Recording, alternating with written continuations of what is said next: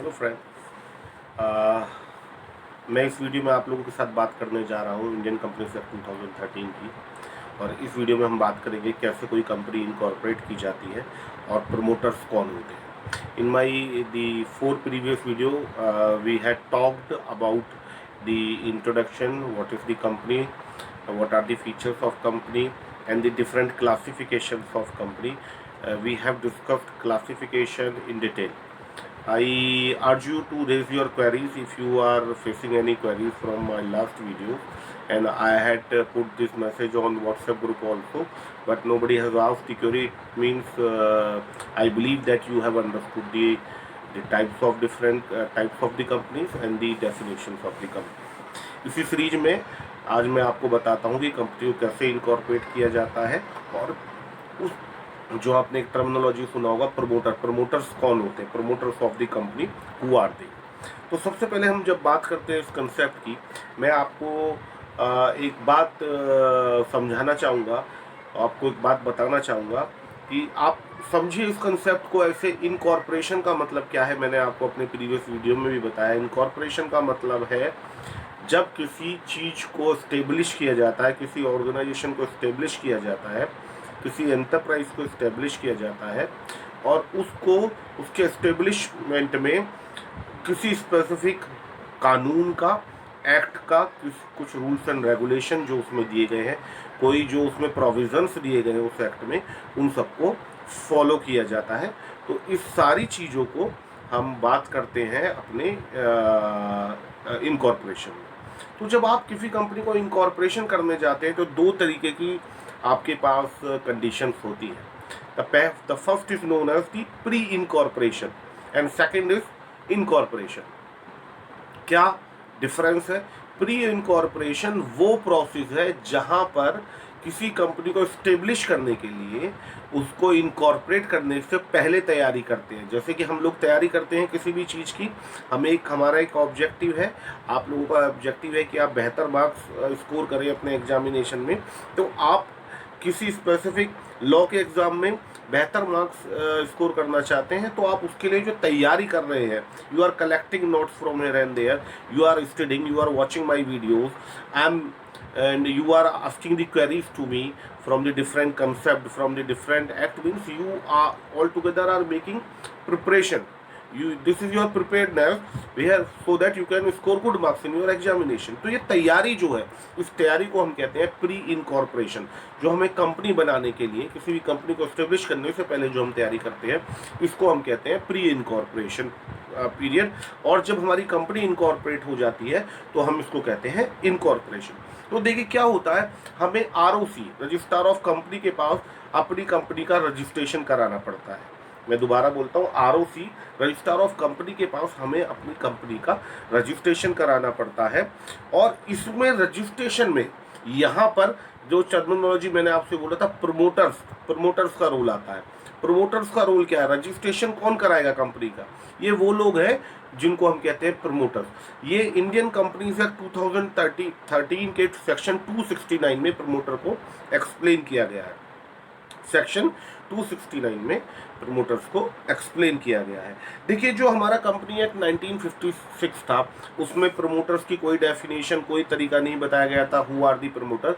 लेकिन जब हमारा नया कंपनी एक्ट 2013 में आया तो उसमें प्रमोटर को डिफाइन किया गया, और इनको डिफाइन किया गया जैसा मैंने अभी आपको बताया सेक्शन 269।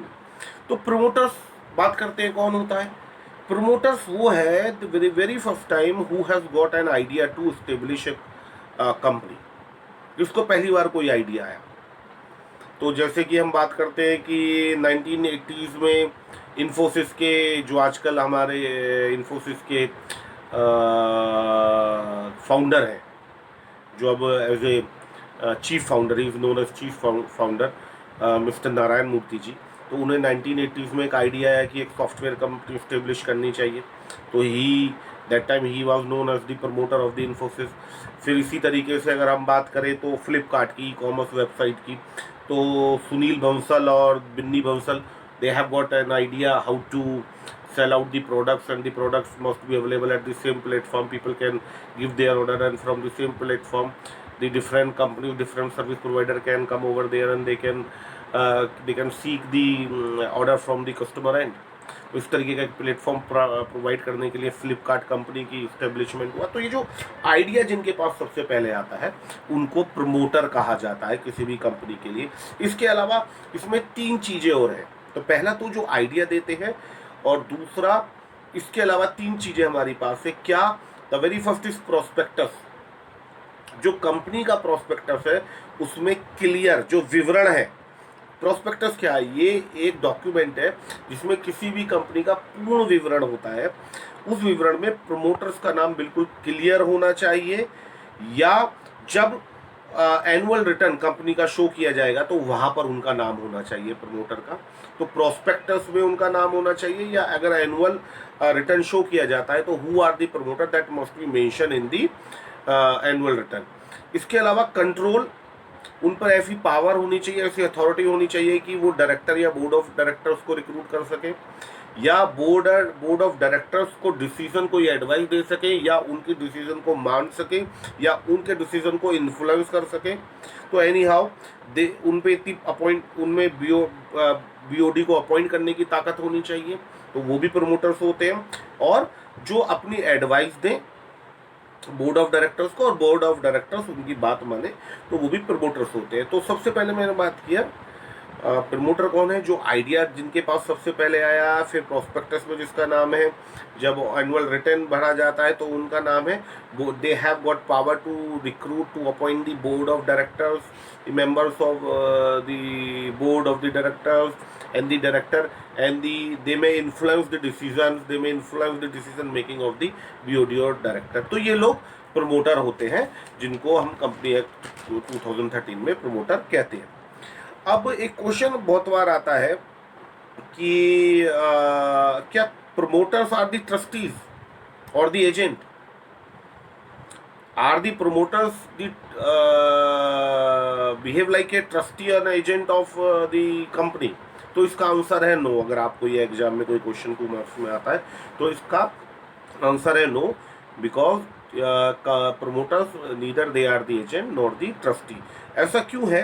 क्योंकि प्रमोटर क्योंकि अभी हमारी कंपनी बनी नहीं है और द प्रोसेस में, we are in the process of making the company, promoters are in the process of making their company. तो जब कंपनी बनी ही नहीं है, अभी वो एग्जिस्ट ही नहीं करती, तो उसका ना तो कोई अभी एजेंट हो सकता है, ना ही कोई उसके अभी ट्रस्टी हो सकता है। तो इस चीज़ का आप ध्यान रखें। तो I hope you people have understood who are the promoters. अब मैं बात करता हूँ कि कैसे कोई भी कंपनी को इनकॉर्पोरेट किया जाता है। तो सबसे पहले जो इसकी बैकबोन है किसी भी कंपनी के इनकॉर्पोरेशन में, वो हमारे प्रमोटर्स हैं। अब हम बात करते हैं इसका प्रोसीजर क्या है फॉर इनकॉर्पोरेटिंग ए कंपनी। जो हम प्रोसीजर जैसे आपको बताया, the first is the pre-incorporation period. It means it is the process we are making ourselves ready. This is the preparedness to get registered our company with the registrar of company. तो अब हमारी तैयारी पूरी हो रही है और अब हम रजिस्ट्रार ऑफ कंपनी के पास जाते हैं, और रजिस्ट्रार ऑफ कंपनी के पास हमारे प्रोमोटर्स जाते हैं, और उसमें सबसे पहले पॉइंट आता है INC। I repeat, INC meaning Indian companies first. आपको एक फॉर्मेट भरना पड़ता है इंडियन कंपनीज फर्स्ट के नाम से, और उस फॉर्मेट में आपको 6 you have to propose 6 name of your company. ठीक है, जब आप प्रपोज कर रहे हैं 6 नाम अपनी कंपनी के लिए, and you want to get that registrar of company should give any of the name to you, so that can be the name of your company out of the 6। तो आपको एक फॉर्म भरना पड़ता है जिसको हम कहते हैं INC, इंडियन कंपनी फर्स्ट। और INC में क्या है सबसे पहले, तो इसमें बहुत सारी डिमार्केशंस हैं, लिमिटेशंस है कि इन लिमिटेशंस को आपको फॉलो करना होगा। पहली क्या है, ये किसी महापुरुष के नाम पर नहीं होनी चाहिए, इसमें हमारे प्राइम मिनिस्टर प्रेसिडेंट का नाम नहीं होना चाहिए, इसमें हमारी लोकसभा राज्यसभा का नाम नहीं होना चाहिए, इसमें सत्यमेव जयते इस तरीके की पंचलाइन से जुड़ता हुआ नाम नहीं होना चाहिए। तो ऐसे नाम को नहीं रखा जा सकता है। दूसरा, अगर किसी का सरनेम है तो आप अपने सरनेम को तो यूज़ करके कंपनी का नाम रख सकते हैं। जो प्रपोज 6 नेम देंगे उसमें अपना नाम अपने सरनेम को तो यूज़ करते हुए दे सकते हैं, लेकिन दूसरे के सरनेम को यूज़ करते हुए आप कंपनी का नाम INC1 में नहीं दे सकते।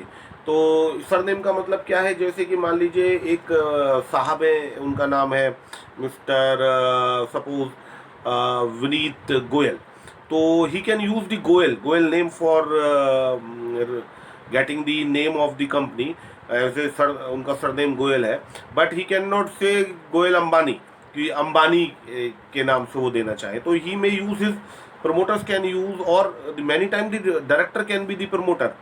अगर जैसे हमने बताया कि the person who brought the idea very first time, who came with an idea, वो भी प्रमोटर होते हैं, तो वो डायरेक्टर्स भी कंपनी के प्रमोटर्स हो सकते हैं। तो वो उसके वो लेकर आए और वो दूसरे के सरनेम से अगर अपनी कंपनी का नाम लेना चाहते हैं तो it's not possible under form INC1। ठीक है, इसके बाद INC1 का फॉर्म रजिस्ट्रार ऑफ कंपनी के यहाँ भर देते हैं और 6 आप नाम दे देते हैं, उसमें से एक नाम आपको अप्रूव कर दिया जाता है रजिस्ट्रार ऑफ कंपनी के बाद, और अप्रूवल मिलने के बाद आपको ROC से 60 डेज का टाइम मिलता है, 2 महीने का, 60 डेज का। और इन 60 डेज में आपको दूसरी ज़रूरतें पूरी करनी है, दूसरी तैयारियों को पूरा करना है, और इसमें सबसे पहला फॉर्म भरा जाता है INC7, आई रिपीट INC7। और INC7 में क्या होता है, आप रिक्वेस्ट ऑफ इनकॉर्पोरेशन देते हैं ROC के पास, और उसी के साथ आप अपना मेमोरेंडम ऑफ एसोसिएशन क्या होगा और आर्टिकल ऑफ एसोसिएशन क्या होगा उसके बारे में बताते हैं। आई रिपीट, आप INC1 भरते हैं सबसे पहले, उसके बाद 60 दिन का टाइम अप्रूवल हो जाता है आपका, और 60 दिन का टाइम आपको मिलता है, और उसके बाद आप दूसरा फॉर्म भरते हैं, INC7 फॉर्म कहते हैं, इंडियन कंपनी 7 फॉर्म कहते हैं, और उसमें आपको अपने you just place the request for the incorporation of your company along with you mention about the memorandum of association and the article of association of your company. इसके बाद ये 60 दिन के टाइम में ही आपको दूसरा फॉर्म बनना पड़ता है INC, Indian companies 8 form, INC8 में आपको उन सब लोगों का जिक्र करना पड़ता है, और वो सब लोग अपनी डिक्लेरेशन देते हैं जो आपको सपोर्ट कर रहे हैं लीगली, जैसे कि CA, आप किसी CA कंपनी, किसी एडवोकेट, किसी CS कंपनी सेक्रेटरीशिप कंपनी की, या किसी CS इंडिविजुअल की हेल्प ले रहे हैं, तो वो लोग डिक्लेरेशन देते हैं और उनके डिजिटल सिग्नेचर होते हैं INC8 पर। आप तो जानते ही, अब सभी फॉर्म डिजिटलाइज भरे जाते हैं, तो डिजिटल सिग्नेचर उनके होते हैं इंडियन कंपनीज 8 के फॉर्म में। इसके बाद उस 60 दिन के अंदर ही आपको INC9 फॉर्म भरना है, INC7 भरा, INC8 आपने फिल किया है, INC9 आपको भरना है, और यहाँ पर आप प्रमोटर्स की डिक्लेयर होते हैं, जो promoters are the company, whoever is the promoter of the company, they have to declare that they have never been convicted for any of the case of the companies or the corporations। I repeat this for you again. They have to make the declaration they have never been convicted. They have never been accused in the affairs related to the companies or the corporations। तो उन्हें बताना पड़ता है वो कभी भी किस तरीके के केस में किसी में नहीं फंसे हैं। और इसके बाद 2 फॉर्म होते हैं, DIR3 एंड DIR12। आपने पहले पढ़ा, सबसे पहले भरा INC1, then you went to the INC2, after 60 days you went to INC2, then INC7, then you went to INC8, then you went to INC9, अब आया DIR3 और DIR12। तो यहाँ पर क्या होता है, DIR मतलब डायरेक्टर, तो डायरेक्टर 3 और डायरेक्टर 12 फॉर्म क्या होते हैं, यहाँ पर आपको नेम ऑफ डायरेक्टर्स कौन है, अलग अलग फंक्शन उसके डायरेक्टर्स बता सकते हैं, या जो भी डायरेक्टर्स हैं आप उनके नाम, उनकी डिटेल बताते हैं। और इसके बाद आप फॉर्म भरते हैं INC11। ये INC11 क्या है, INC11 असल में एक वो फॉर्म है जिसपे आपको कंग्रेचुलेट किया जाता है, आपको behalf of the registrar of company, they just let you know that your many congratulations that your company has been incorporated, you have got permission from the behalf of the ROC registrar of company. ठीक है, उसके बाद registrar of company आपको एक 21 digit का CIN, 21 digit का corporate identification number, I repeat CIN, corporate identification number offer करता है, जो 21 डिजिट का होता है, और ये बड़ा यूनिक 21 डिजिट का नंबर होता है, जिसमें किस ईयर में आपने कंपनी के इनकॉर्पोरेशन की एप्लीकेशन दिया है, किस स्टेट से आपने दिया है, और क्या आपकी कंपनी लिस्टेड है या अनलिस्टेड है, ये सारी चीज़ें CIN में मेंशन होती है। तो इस वीडियो में मैंने आपसे बात किया कि क्या प्रमोटर्स होते हैं और कैसे हम कंपनी को इनकॉर्पोरेट करते हैं। एक प्री इनकॉर्पोरेशन पीरियड होता है जिसमें प्रोसेस ऑफ इनकॉर्पोरेशन करते हैं, और एक इनकॉर्पोरेशन पीरियड होता है जिसमें हमको डिफरेंट फॉर्म्स भरने पड़ते हैं, like IMC 1, IMC 7, IMC 8, IMC 9 और डायरेक्टर 3 एंड डायरेक्टर 13। उसके बाद IMC 11 में हमको अप्रूवल मिल जाता है, और फिर एक CIN नंबर 21 डिजिट का हमको मिल जाता है।